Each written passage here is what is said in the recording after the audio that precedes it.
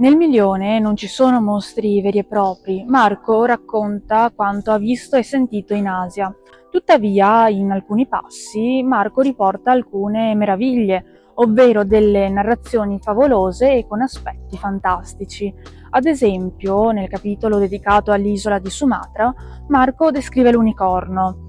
Si tratta di un animale un po' più piccolo di un elefante, con la pelle da bufalo e le zampe simili a quelle dell'elefante. La testa invece assomiglia a quella di un cinghiale ed è sempre rivolta verso terra, e al centro della testa ha un corno grosso e bianco. Poi aggiunge tutta un'altra serie di dettagli, ad esempio racconta che questo unicorno è solito frequentare luoghi come laghi e paludi, e questa descrizione che lui ne fa all'interno del milione non rispecchia l'immagine che si poteva trovare nei bestiari medievali. Come spiegare quindi la distanza fra l'immagine che ne dà Marco e l'immagine diffusa in tutti i bestiari medievali? Il fatto è molto semplice: non descrive il favoloso unicorno, ma descrive invece un animale molto più comune, ovvero il rinoceronte.